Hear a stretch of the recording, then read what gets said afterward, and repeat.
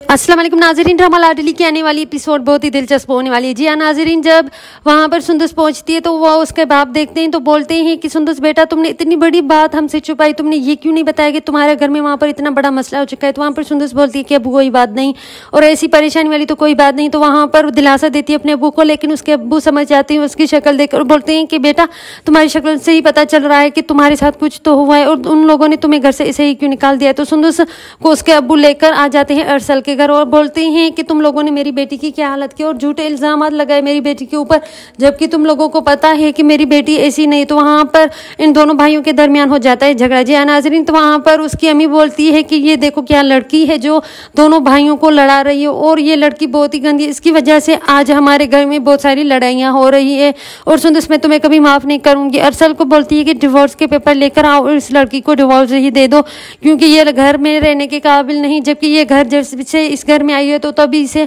दो भाइयों में लड़ाई करा रही है, क्योंकि इसने तो पहले अरसल और उमर को भी खुद में लड़वाया था, और उसके बाद अब मेरे शोहर और भाई साहब को भी खुद में ही लड़ा रही है। यानी कि सुंदस के बाप और अरसल के बाप में भी दोनों के दरमियान झगड़ा हो ही जाता है, वो भी सुंदस की वजह से। तो यहाँ पर सब परेशान होते हैं, और वहाँ पर मरियम होती है जो बोल रही होती है कि उमर मैंने तुम्हें बताया भी था, ये तो हमारे घर की खुशियाँ जो भी है वो नाजो खा गई है, लेकिन नाजो की सच्चाई मैंने तुम्हें बताई भी है, लेकिन तुम लोग मेरी बातों पर यकीन क्यों नहीं कर रहे। तो ये सारी बातें मरियम कर रही होती है, लेकिन यहाँ पर उमर बोलते हैं कि नाजो मेरी बहन है, एक लौती बहन और हमारी लाडली बहन है, और उस पर कोई इल्ज़ाम लगाए हमसे ये बर्दाश्त नहीं होगा, और हमारी बहन है। यहाँ पर अरसल बोलते हैं कि उमर तुम्हारी बहन के साथ साथ ये हमारी भी बहन है, यानी कि भाई अपनी बहन पर आंख बंद करके यकीन रखते हैं, और दोनों भाइयों को अपनी बहन पर पूरा यकीन है। लेकिन उन लोगों को क्या पता कि ये सारी प्लान जो भी उनके घर की बर्बादी हो रही है वो सब नाजो ही कर रही है। तो वहाँ पर मरियम को तो पता चल ही चुका है कि ये सब नाजो ने किया होता है, और वो बोलती है कि कितनी मासूमियत से तुम इतनी बड़ी चाल चलती हो, किसी को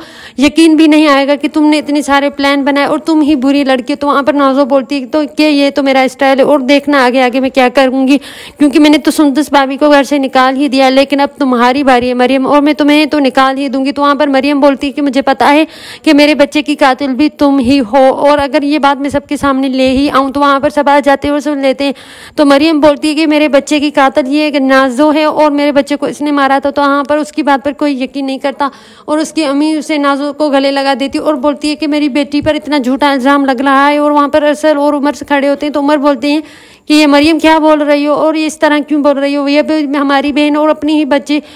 भतीजों को, यानी कि हमारे घर के बच्चे को क्यों मारेगी, और वो अपने भाई के साथ ऐसा क्यों करेगी। तो वहाँ पर मरियम बहुत ही रोती और बोलती है कि काश मेरी बात पर कोई एक बार यकीन कर दे कि मेरे बच्चे को इसी ही नहीं मारा था, ये